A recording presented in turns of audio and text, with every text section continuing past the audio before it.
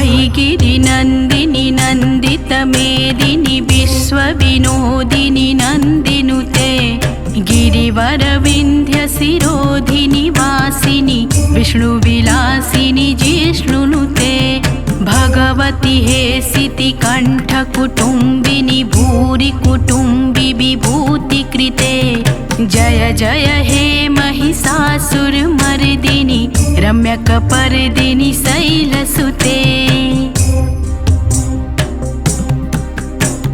सुरवर वर्षिणि दुर्धर धर्षिणि दुर्मुख मर्षिणि हर्षरते त्रिभुवन पोषिणि शंकर तोषिणि कल्मष मोषिणि घोषरते धनुजनि रोषिणि दुर्मद शोषिणि दुर्मनि रोषिणि सिन्धुसुते जय जय हे महिषासुरमर्दिनि रम्यकपर्दिनि शैलसुते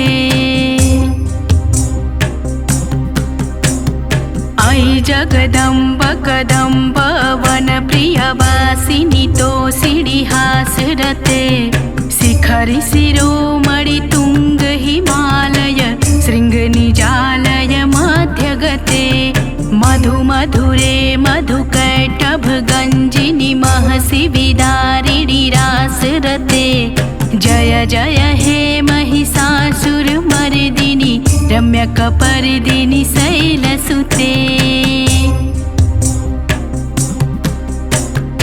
अयि निजहुङ्कृतमात्र निराकृत धूम्र विलोचन धूम्रसते समर विशोषित रोडित शोणित बीज समुद्धव बीजलते शिव शिव शुम्भ निशुम्भ महाहवतर्पित भूत पिशाचरते जय जय हे महिषासुरमर्दिनि रम्यकपर्दिनि शैलसुते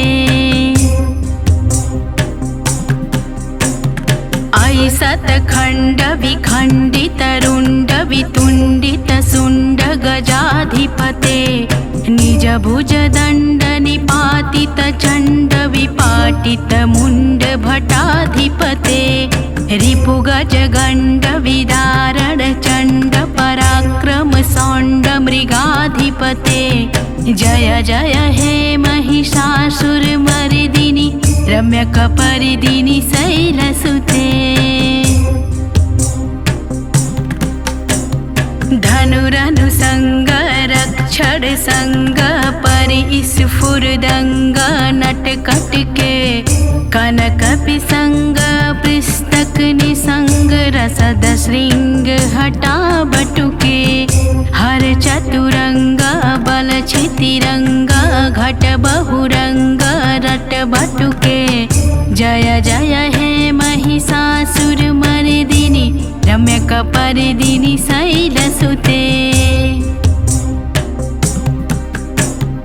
अयि रणदुर्मद शत्रुवदार्धूर्धर निर्भर शक्तिभृते चतुर विचार धुरीण महाशय दूतकृत प्रथमाधिपते दूरित दूरिह दूराशय दुर्मति दानव दूत दुरंत गते जय जय हे महिषासुरमर्दिनि रम्यकपर्दिनि शैलसुते अयि शरणागत वैरि वधूजन वीर वराभयदायि करे त्रिभुवन मस्तक शूल विरोधि शिरोधि कृतामल शूल करे धूमि धूमितामर दुन्दुभिनाद महुमुर्कृत कृत दिनंनि करे जय जय हे महिषासुरमर्दिनि रम्यकपर्दिनि शैलसुते सुरललना ततते तथे तथाभिनियोत्तर नित्यरते कृतकुकुथा कुकुथोदिदडादिक ताल कुतूहल गान रते धुधुकुट धुधुवा धिन्धिमति ध्वनि धीर मृदिंग निदादरते जय जय हे महिषासुरमर्दिनि रम्यकपर्दिनि शैलसुते। जय जय जाप्य जय जय शब्द परस्तुति तत्पर विश्वनुते। झड़ झड़ झिंझिम झिंकृत नुपुरसि सिज्जित मोहित भूतपते। नटित नटार्ध नटि नटनायक नाटन नाटित नाट्यर्थे। जय जय हे महिषासुरमर्दिनि रम्यकपर्दिनि शैलसुते। अये सुमना सुमनः सुमनः सुमनः सुमनोरमकान्तियुते। श्रितरजनी रजनी रजनी रजनी रजनीकरवक्त्रिभृते। सुनयन भ्रमर भ्रमर भ्रमर भ्रमर भ्रमराभृदिते। जय जय हे महिषासुरमर्दिनि रम्यकपर्दिनि शैलसुते।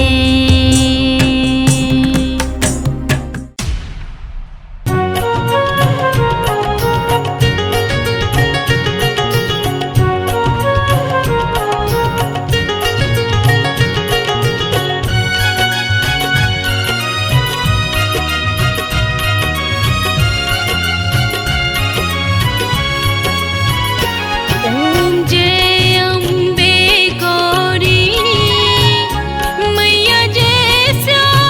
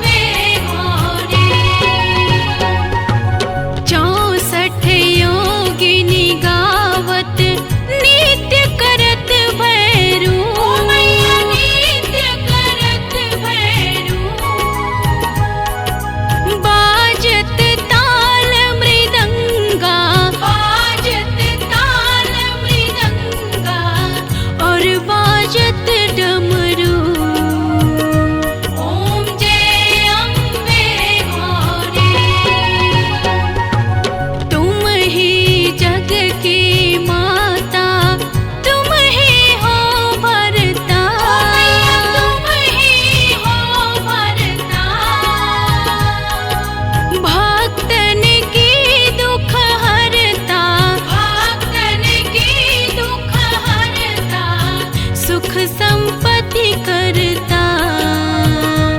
ओम जय अम्बे गौरी। भुजाचार्य अति शोभित वर मुद्राधारी। वर मुद्राधारी। मन वांछित फल पावत। मन वांछित फल पावत। सेवत नर नारी। ओम जय अम्बे गौरी। कंचन थाल विराजत अगर कपूर बाती। अगर कपूर बाती। श्रीमाल के तुम्हें राजत। श्रीमाल के तुम्हें राजत। कोटि रतन ज्योति। ओम जय अम्बे गौरी। श्री अम्बे जी की आरती जो कोई नर गावे। जो कोई नर गावे। कहत शिवानंद स्वामी। कहत शिवानंद स्वामी। सुख संपत्ति पावे। ओम जय अम्बे गौरी। ओम जय अम्बे गौरी। मैया जय श्यामा गौरी। तुमको निस दिन ध्यावत। मैया जी को सदा मनावत। हरि ब्रह्मा शिवरी। ओम जय अम्बे गौरी। सर्व मंगल मांगल्ये शिवे सर्वार्थ साधिके। शरण्ये त्र्यंबके गौरी नारायणी नमोस्तुते। सर्वमंगल मांगल्ये शिवे सर्वार्थ साधिके। शरण्ये त्र्यंबके गौरी नारायणी नमोस्तुते। ओम जयंती मंगला काली भद्रकाली कपालिनी। दुर्गा क्षमा शिवा धात्री स्वाहा स्वधा नमोस्तुते। ओम जयंती मंगला काली भद्रकाली कपालिनी। दुर्गा क्षमा शिवा धात्री स्वाहा स्वधा नमोस्तुते। या देवी सर्वभूतेषु शक्तिरूपेण संस्थिता। नमस्तस्यै नमस्तस्यै नमस्तस्यै नमो नमः। या देवी सर्वभूतेषु शक्तिरूपेण संस्थिता। नमस्तस्यै नमस्तस्यै नमस्तस्यै नमो नमः। या देवी सर्वभूतेषु लक्ष्मीरूपेण संस्थिता। नमस्तस्यै नमस्तस्यै नमस्तस्यै नमो नमः। या देवी सर्वभूतेषु लक्ष्मीरूपेण संस्थिता। नमस्तस्यै नमस्तस्यै नमस्तस्यै नमो नमः।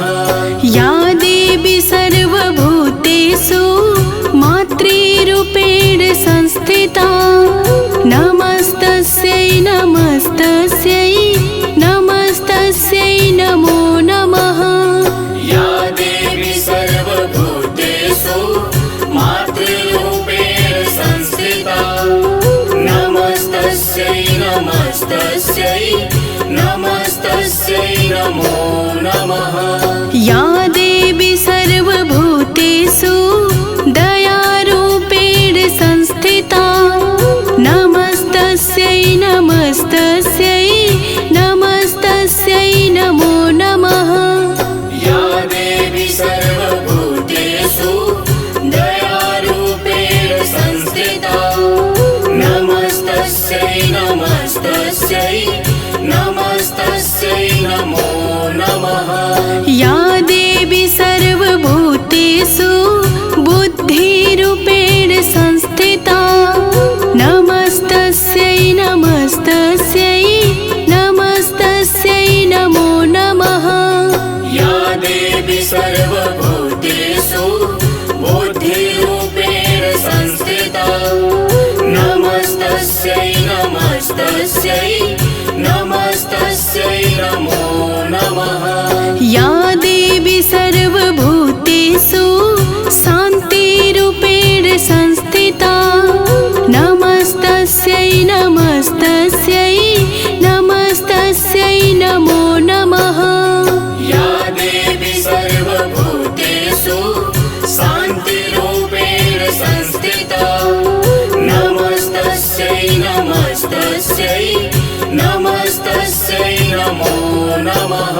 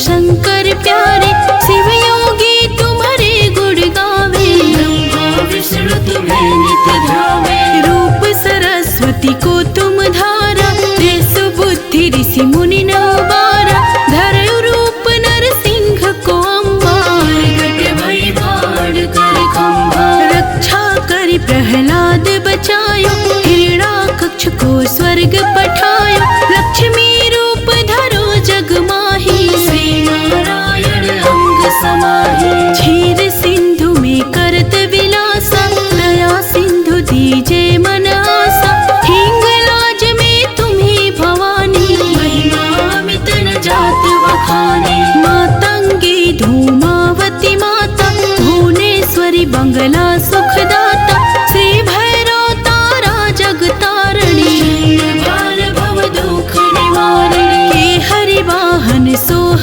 भवानी लांगुर वीर चलत अगवानी कर में खप्पर खड्ग विराजे को देख काल डर भाजे। सोह अस्त्र और त्रिशूला जाटे उठत शत्रु ही असूला नगर कोट में तुम्हें विराजत लोक में डंका बाजत। शुंभन शुंभ दानव तुम मारे रक्त बीज संखन संहारे महिषासुर नृपति अभिमानी अगभार मही अकुलानी। रूप कराल कालिका धारा सेन सहित तुम तिहि संहारा पड़ी गाढ़ संतन पर जब जब सहाय मात तुम तब तब। अमरपुरी अरुबा सब लोका तब महिमा सब रहे अशोका ज्वाला में है ज्योत तुम्हारी सदा पूजे नर नारी।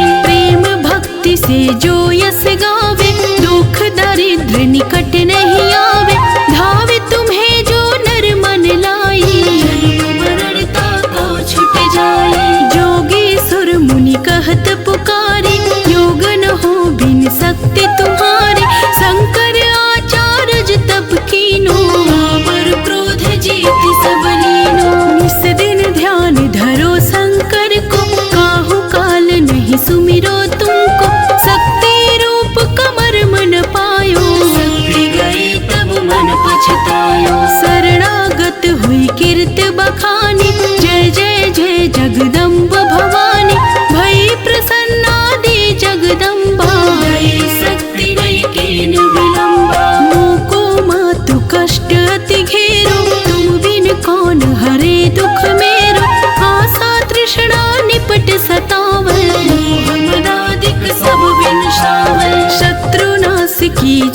महारानी, सुमिरो एक चित तुम्हें भवानी।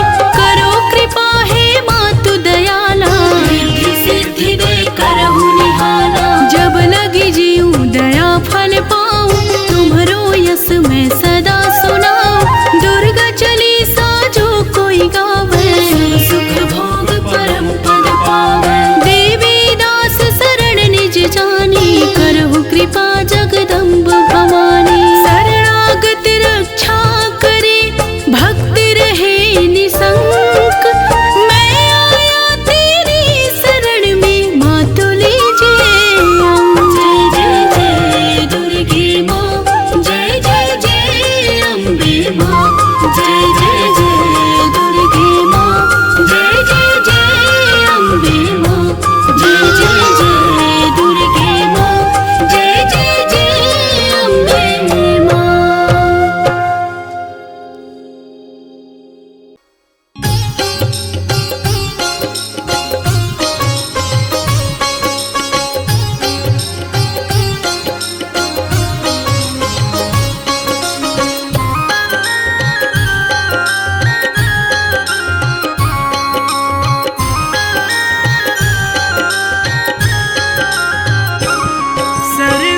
सर्वेश्वरी जगदीश्वरी, सर्वेश्वरी जगदीश्वरी, हे मातृरूप महेश्वरी।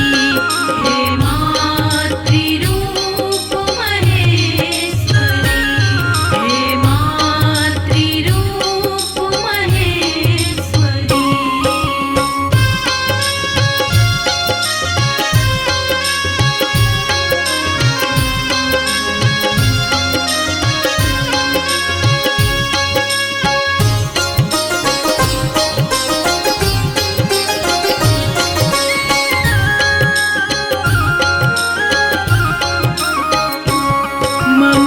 ममतामयी करुणामयी,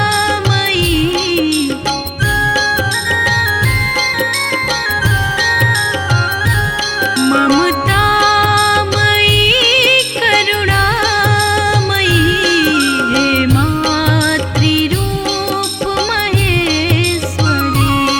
हे मातृरूप महेश्वरी, सर्वेश्वरी जगदीश्वरी, हे मातृरूप महेश्वरी। हे मातृरूप महेश्वरी, हे मातृरूप महेश्वरी।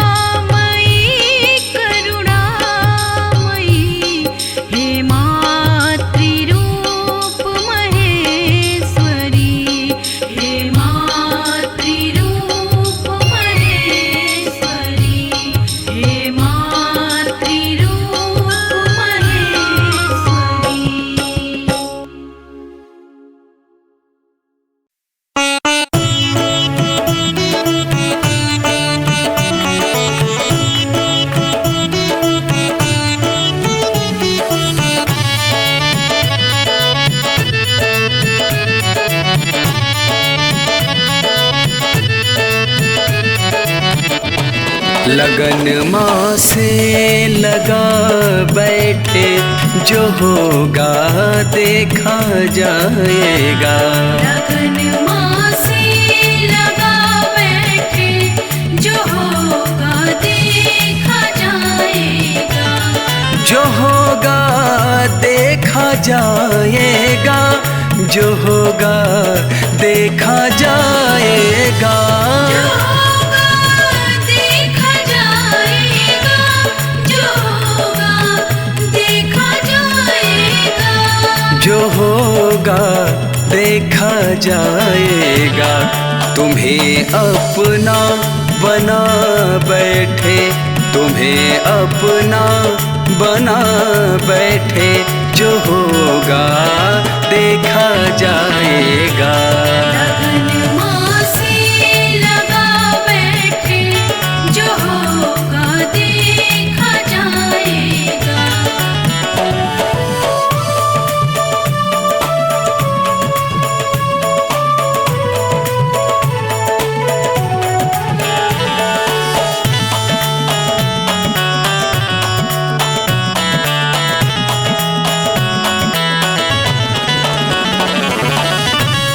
दीवाने बन गए माँ के, तो फिर दुनिया से क्या मतलब। दीवाने बन गए माँ के, तो फिर दुनिया से क्या मतलब। दीवाने बन गए माँ के, तो फिर दुनिया से क्या मतलब। दीवाने बन गए माँ के, तो फिर दुनिया से क्या मतलब। तो फिर दुनिया से क्या मतलब। तेरी गलियों में आ बैठे, तेरी गलियों में आ बैठे, जो होगा देखा जाएगा। लगन माँ से लगा बैठे, जो होगा देखा जाएगा।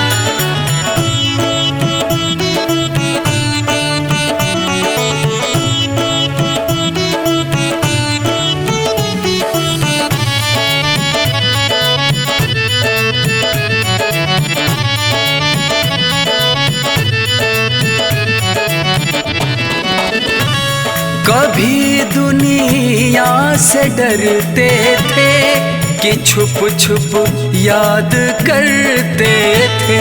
कभी दुनिया से डरते थे, कि छुप छुप याद करते थे। कभी दुनिया से डरते थे, कि छुप छुप याद करते थे। कभी दुनिया से डरते थे, कि छुप छुप याद करते थे। कि छुप छुप याद करते थे। लो अब पर्दा हटा बैठे, लो अब पर्दा हटा बैठे, जो होगा देखा जाएगा। लगन माँ से लगा बैठे, जो होगा देखा जाएगा।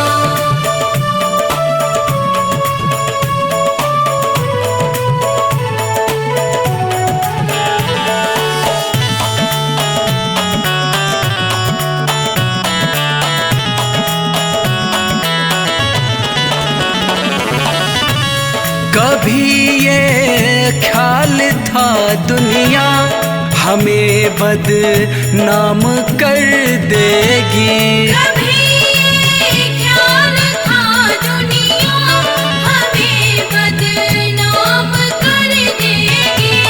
कभी ये ख्याल था दुनिया हमें बदनाम कर देगी। कभी ये ख्याल था दुनिया हमें बदनाम कर देगी। हमें बदनाम कर देगी। शर्म अब बेच खा बैठे, शर्म सब बेच खा बैठे, जो होगा देखा जाएगा।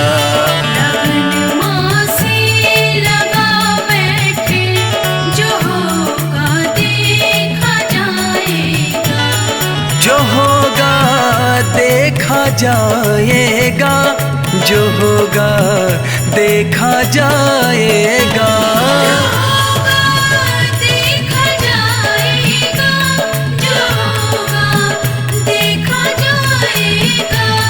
जो होगा देखा जाएगा। तुम्हें अपना बना बैठे, तुम्हें अपना बना बैठे, जो होगा देखा जाएगा। लगन मासी लगा बैठे, जो होगा देखा जाएगा। लगन मासी लगा बैठे, जो होगा देखा जाएगा।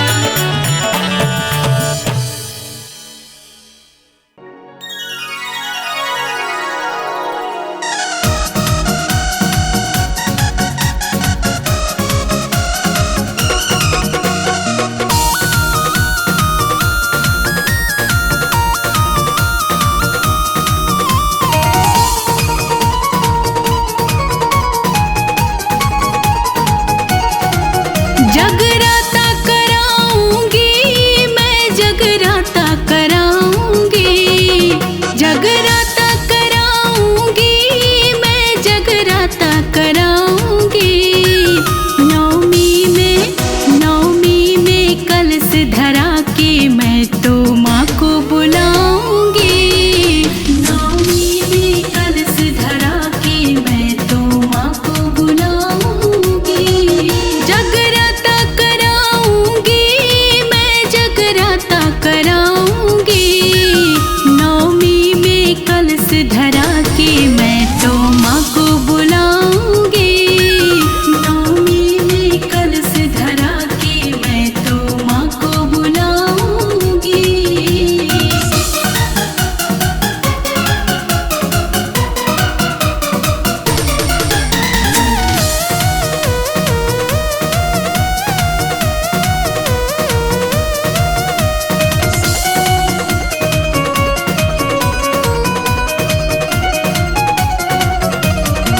ढोल नगाड़े झांझ मजीरे मैं बजवाऊंगी।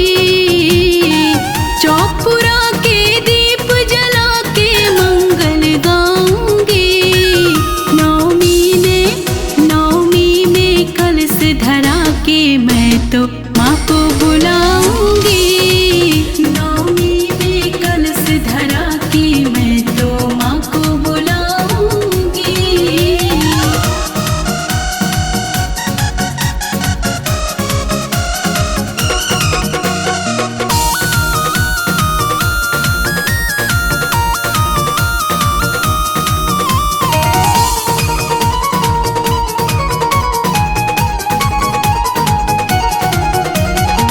लाल चुनरिया गोटे वाली माँ को चढ़ाऊंगी। चने बतासे हलवे पूड़ी माँ को चढ़ाऊंगी। नवमी में कलश धरा के मैं तो माँ को बुलाऊंगी। नवमी में कलश धरा के मैं तो माँ को बुलाऊंगी।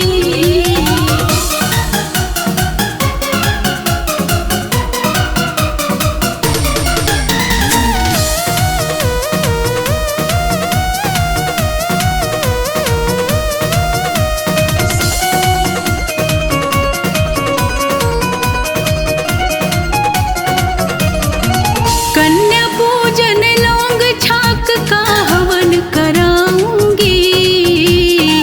गंगा जल से मैया जी के पाँव पखारूंगी। नवमी में कलश धरा के मैं तो माँ को बुलाऊंगी। नवमी में कलश धरा के मैं तो माँ को बुलाऊंगी। जगराता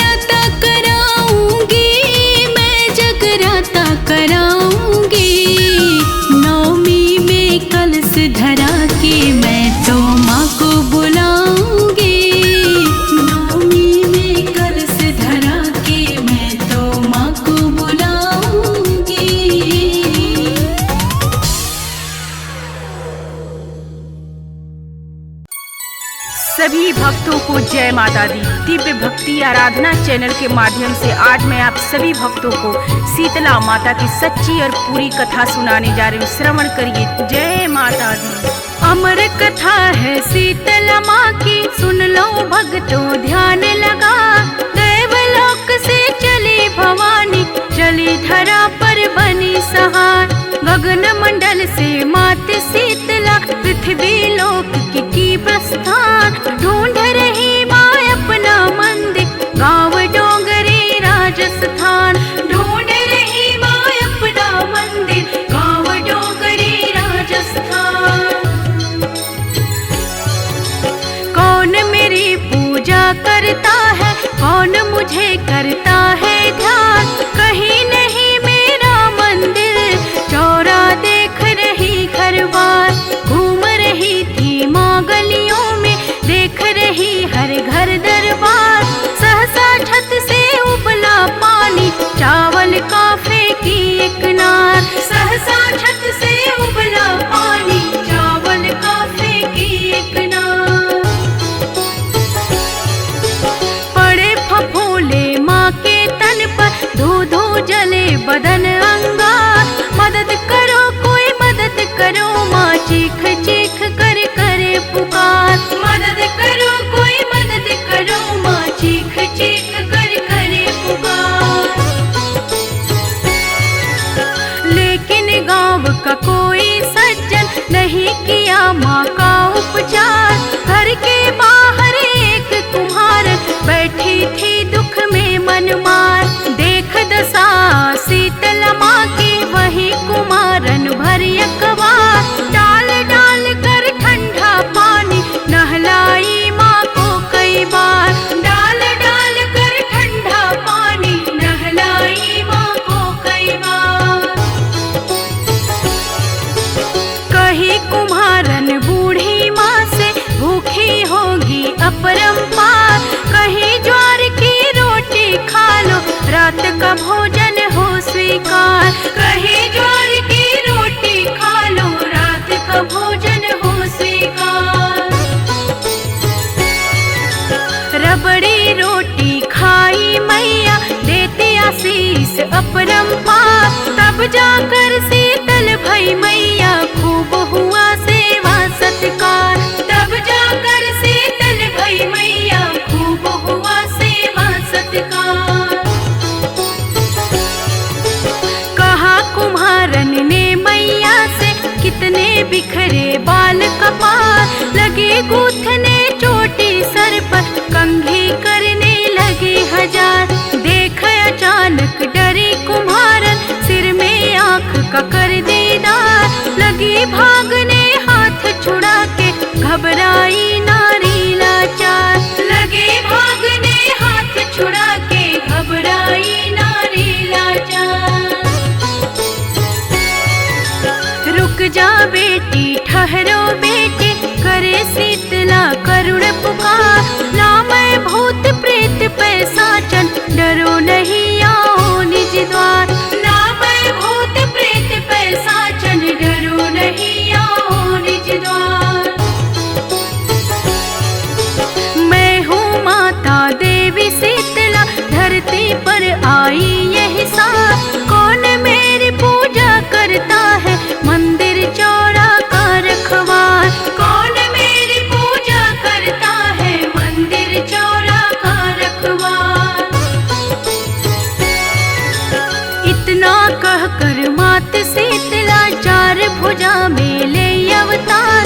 स्वर्ण मुकुट तन हीरे मोती, असली रूप प्रचंड प्रहार। स्वर्ण मुकुट तन हीरे मोती, असली रूप प्रचंड प्रहार। माँ के दर्शन कर कुम्हारन, ओटन लगी लीलार कपार। हूँ गरीब तुझे कहाँ बिठाऊं, नैना बहे अश्रु के धार। हूँ गरीब तुझे कहाँ बिठाऊं, नैना बहे अश्रु के धार। ना चौकी ना साधन घर में, ना कोई आसन है मेरी माँ। हाथ जोड़ कर खड़ी कुम्हारन, क्षमा करो हे माँ एक बार। हाथ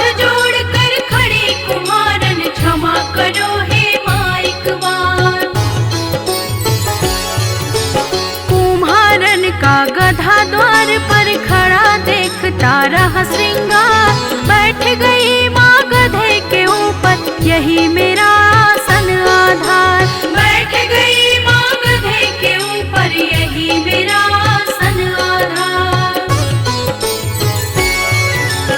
एक हाथ में झाड़ू दूजे डलिया लेकर करे विचार। झाड़ू झाड़ भर फेंक के डलिया करे गरीबी का निस्तार। झाड़ू झाड़ भर फेंक के डलिया करे गरीबी का निस्तार।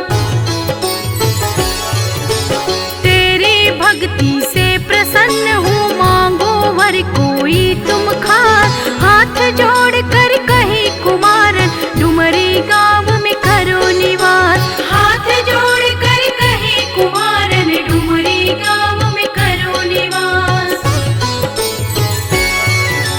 जैसे मेरी दीन दशा का मैया तूने किया निवास। इसी तरह इस गाँव लोक का कर दो मैया बेड़ा पार। इसी तरह इस गाँव लोक का कर दो मैया बेड़ा पार। होली बाद सप्तमी के दिन जो भी करे भक्ति सत्कार। दही वस्त्र ठंडा जल ढारे उसका होए स्वप्न साकार। दही वस्त्र ठंडा जल ढारे उसका होए स्वप्न साकार।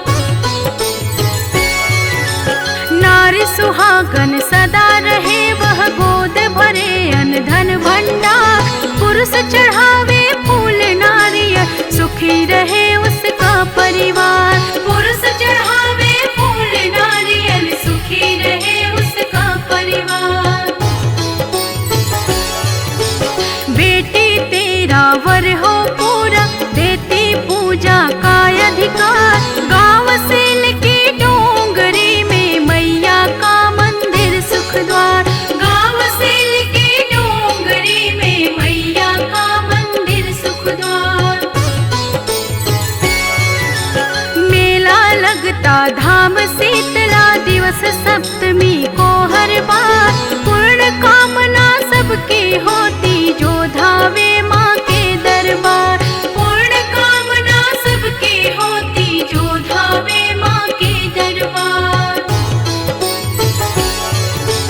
जौनपुर में धाम चौकिया शहर बनारस माँ का न्यास। करे शीतला धाम को सांबे देश विदेश करे अरदास। करे शीतला धाम को सांबे देश विदेश करे अरदास। अदलपुरा में धाम शीतला बुढ़िया माई हथियारा। अहरौरा मिर्जापुर मैया बसे खोह मेले विश्राम। अहरौरा मिर्जापुर मैया बसे खोह मेले विश्राम। ढोलक ताल मजीरा बाज निस दिन मैया के दरबार। जो नित दिन भजन सुनावे भर देती अन्न धन घर द्वार। जो नित दिन ये भजन सुनावे भर देती अन्न धन घर द्वार। अमर कथा है शीतला माँ की सुन लो भक्तों ध्यान लगा। दैवलोक से चली भवानी चली धरा पर भई सहार। दैवलोक से चली भवानी चली धरा पर भई सहार। दैवलोक से चली भवानी चली धरा पर भई सहार। दैवलोक से चली भवानी चली धरा पर भई सहार। आ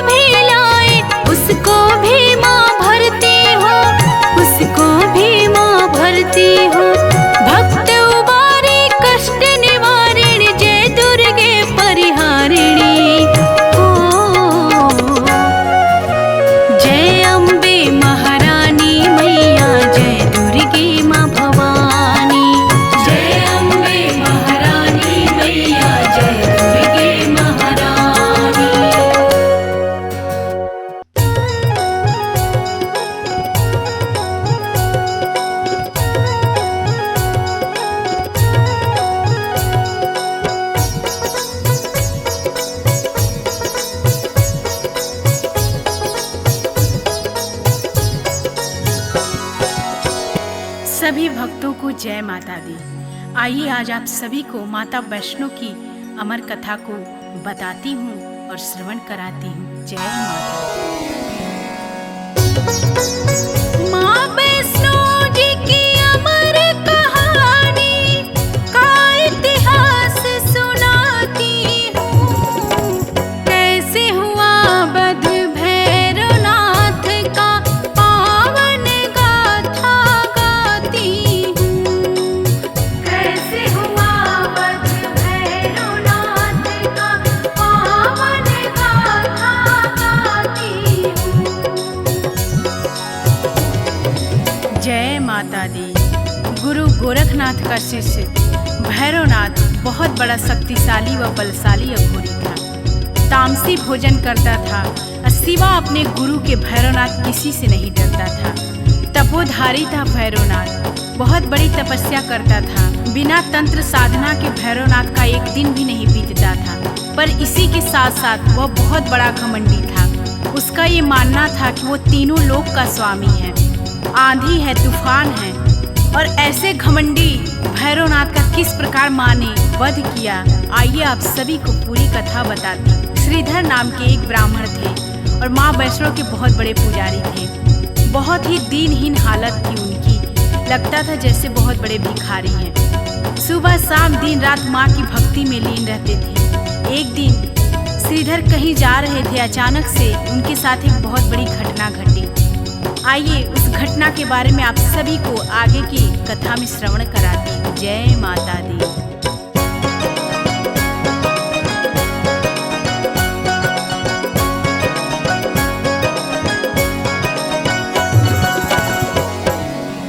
श्रीधर ने जो कुछ भी देखा आपको वही दिखलाती हूँ। माँ वैष्णो जी की अमर कहानी का इतिहास सुनाती हूँ।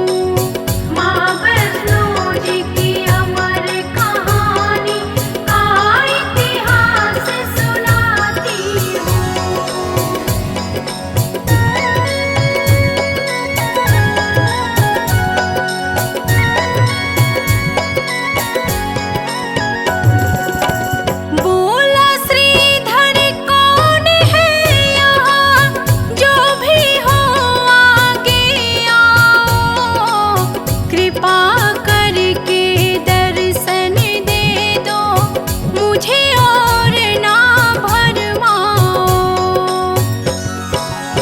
झट से प्रकट हो गई माता पंडित श्रीधर के आगे।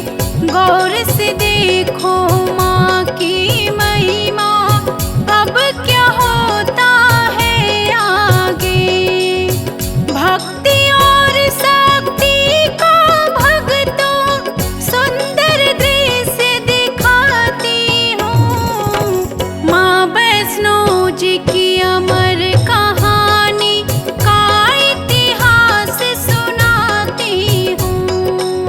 माँ वैष्णो जी की अमर कहानी का इतिहास सुनाती हूँ।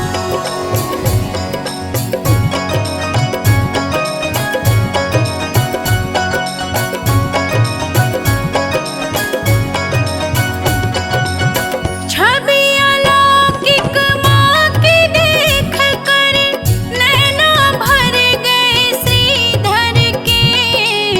चरणों में गिर गया वो माँ के भाग्य संवर गए श्रीधर के। रंग से राजा बना दिया तूने माँ दर्शन दे करके। मुस्कुरा के फिर माँ जो बोली तुम्हें वही बतलाती हूँ। ध्यान भक्त था जैसे मेरा वैसे भक्त हमारे हो। ध्यान जितना प्यारा हमको भक्त उतने प्यारे हो। तुमको एक काम करना है सुनो तुम्हें समझाती हूँ। किसी और से ना बतलाना जो मैं तुम्हें बताती हूँ। श्रीधर को जो माँ ने बताया वही आज दर्शाती हूँ। माँ वैष्णो जी की अमर कहानी का इतिहास सुनाती हूँ। माँ वैष्णो जी की अमर कहानी का इतिहास सुनाती हूँ।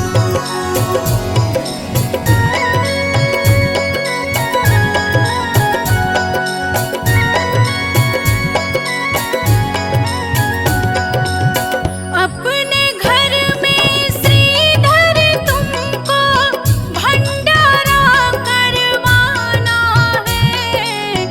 आस पास में जितने गांव हैं सबको तुम्हें बुलाना है।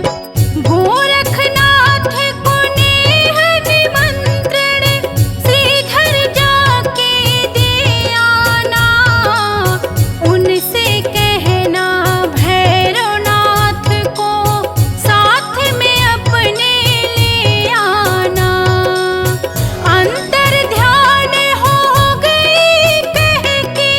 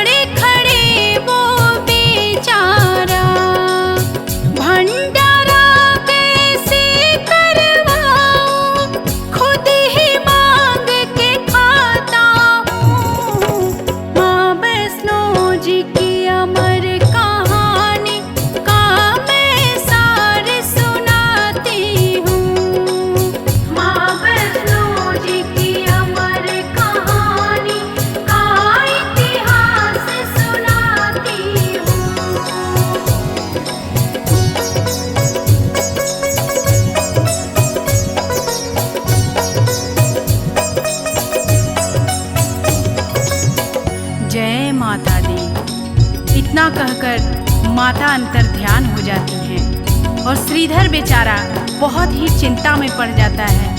और माता के कहे अनुसार श्रीधर सबको न्योता देने के लिए प्रत्येक गांव में जा के सबको निमंत्रण देता है कि मेरे घर माँ वैष्णो का भंडारा है, आप सभी को आना है। और माता के कहे अनुसार गोरखनाथ और उनके शिष्य भैरव को भी निमंत्रण देने के लिए श्रीधर उनके आश्रम में पहुंचता है। आश्रम में श्रीधर के पहुंचते ही जैसे ही श्रीधर गोरखनाथ और उनके शिष्य भैरवनाथ को अपने यहाँ भंडारे के लिए आने के लिए बोलता है, बहुत ही ठहाके के साथ भैरवनाथ हंसता है और उपहास करके बोलता है कि तुम एक निर्धन हीन दीन ब्राह्मण, तुम क्या मुझे भंडारा करवाओगे? मैं जहाँ भी भंडारे के लिए जाता हूँ खाने, वहाँ पे भोजन अपने आप ही कम पड़ जाता है। अरे जब इंद्र ने मुझे भंडारे में मेरा पेट नहीं भर पाया तो तुम क्या मेरा पेट भर पाओगे? भैरवनाथ की बात सुन करके श्रीधर चुपचाप वहाँ से चले आते हैं और आखिरकार भंडारे का दिन भी सामने आ जाता है। भंडारे वाले दिन सभी लोग, जितने लोगों को श्रीधर ने निमंत्रण दिया था, सभी बारी बारी से श्रीधर के दरवाजे पे आना स्टार्ट कर देते हैं। और फिर गुरु गोरखनाथ जी भी अपने शिष्य भैरवनाथ के साथ श्रीधर के दरवाजे पे पधारते हैं। सभी भंडारे के इंतजार में पात में बैठ जाते हैं और तभी ठहाका लगा करके भैरवनाथ बहुत तेज से हंसता है और श्रीधर का उपहास करता है। तभी गोरखनाथ जी क्रोध में होते हैं और बोलते हैं कि ए भैरव, तुम इस तरीके से श्रीधर का उपहास मत उड़ाओ।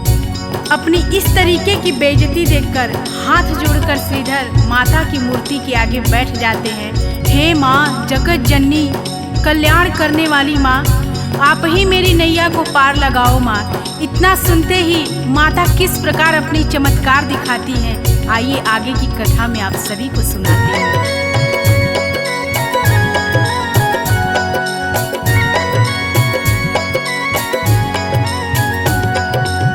प्रकट हो गई कन्या रूप में, सुन के व्यथा जगत जननी, बोली हंस के माँ श्रीधर से, सूरत सही करो अपनी। कहा मैंने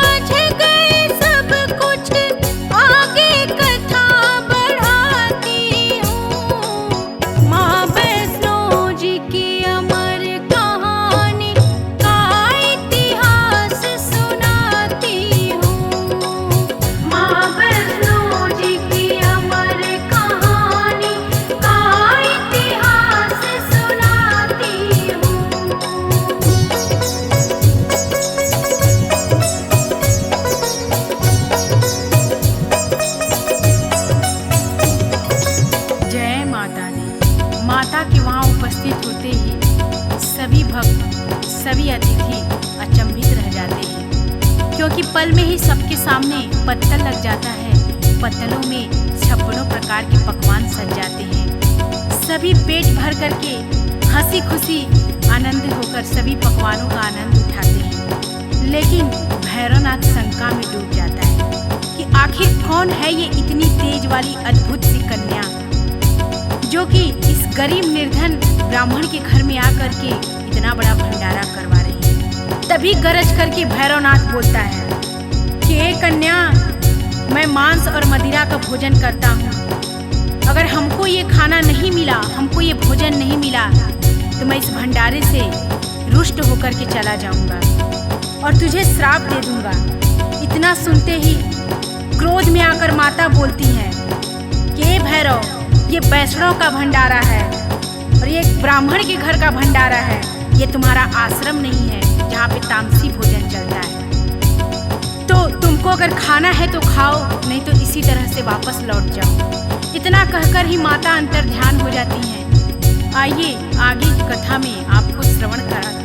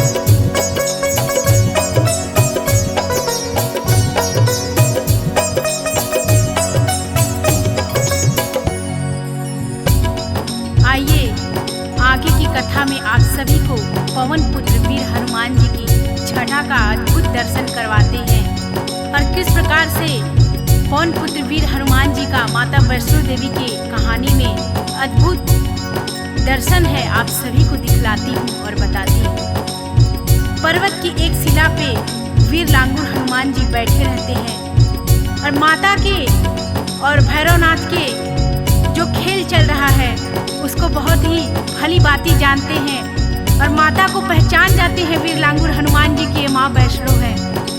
और जो ही माता उनके पास पहुँचती है, वीर हनुमान जी के पास में नतमस्तक होकर के माता को प्रणाम करते हैं और बोलते हैं, हे जगत जननी जगदम्बा माँ, जो भी आज्ञा हो इस बालक के लिए सो आप कहिए। और देखिए आगे माता क्या बोलती हैं हनुमान जी से, बोलती हैं हे पवन पुत्र हनुमान सुनो, पीछे पीछे हमारे दुष्ट भैरवनाथ आ रहा है और मैं गुफा के अंदर प्रवेश करने जा रही हूँ। और जब तक मैं गुफा के बाहर ना आ जाऊँ तब तक तुम इस गुफा के द्वार की रखवाली करते रहना। इतना कह कर के माता गुफा के अंदर चली जाती है और पीछे पीछे पवन वेग से भैरवनाथ भी वहीं पे आ जाता है और गुफा के आगे पवन पुत्र का पहरा लगा रहता है। जैसे ही पवन पुत्र को भैरवनाथ देखता है बहुत ही क्रोध से बोलता है, ए बंदर, हट तू, यहाँ से मुझे अंदर जाना है। हनुमान जी भैरव से बोले, कौन है तू दुष्ट, क्यों यहाँ आया है? लगता है तेरा काल खींच करके यहाँ लाया है। तुझे पता नहीं है कि तू यहाँ पे किस लिए आया है? तेरा आज अंत होगा। इतना सुनते ही क्रोध में भैरवनाथ बोलता है कि तू बंदर होकर के मुझे मारेगा। और आइए, बड़ा ही सुंदर वर्णन है माता की अद्भुत शक्तियों का और किस प्रकार से माँ ने भैरवनाथ का वध किया। आगे की कथा में आप सभी को श्रवण कराती हूँ।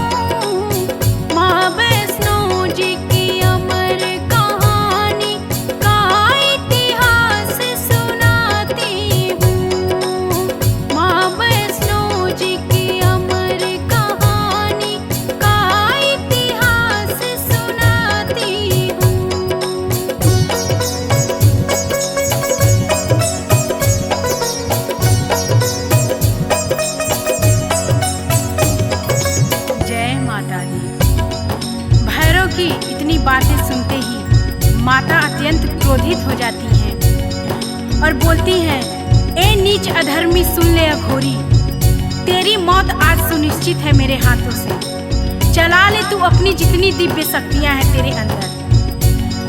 फिर माता का और भैरव का द्वंद्व युद्ध हुआ और फिर माता ने त्रिशूल चलाया और जैसे ही माता का त्रिशूल चलता है वैसे ही शैतान भैरव का शीश कट के तुरंत वहीं पृथ्वी पर गिर जाता है। सर विहीन धर जैसे ही पृथ्वी पर पड़ता है बोल रहा है, माँ क्षमा करो, दया करो माँ, हे जगत जननी माँ, मैंने आपको पहचानने में बहुत बड़ी भूल कर दी। मैं अहंकार में था, मैं आपको नहीं पहचान पाया माँ कि माँ आप वैष्णो माँ हैं। आप मुझे दंड दो माँ, उद्धार करो माँ, क्षमा करो माँ। और आइए आगे क्या होता है आप सभी को कथा में श्रवण करा दें।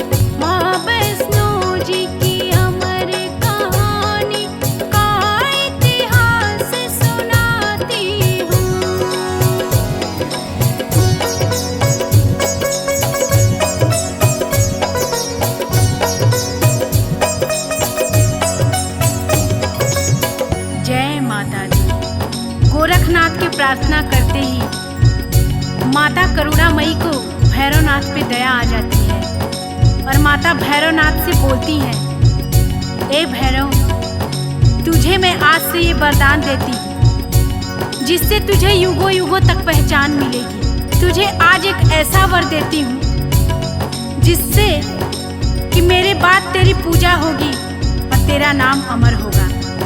और माँ ऐसा वरदान देती है कि अगर मेरे दर्शन करने के बाद जो तुम्हारा दर्शन नहीं करेगा उसकी यात्रा और उसका दर्शन अधूरा रह जाएगा। मेरा दर्शन करे या ना करे पर तेरा दर्शन जरूरी है। भैरव बोला, धन्य हुआ माँ, अब मैं सूर्य लोक को जाता हूँ।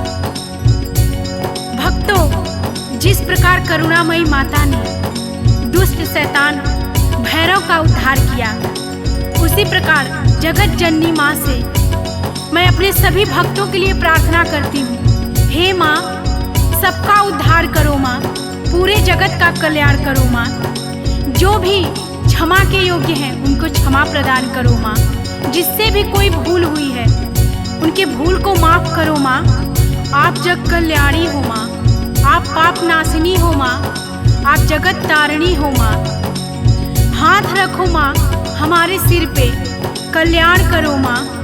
मैं अंकिता आपके चरणों में शीश झुकाती हूँ माँ, कल्याण करो माँ। जो भी इस कथा में मेरे से त्रुटि हुई होगी, आप सभी भक्तों से और माता रानी से क्षमा प्रार्थी हूँ। प्रेम से बोलिए जय माता दी, जय वैष्णो।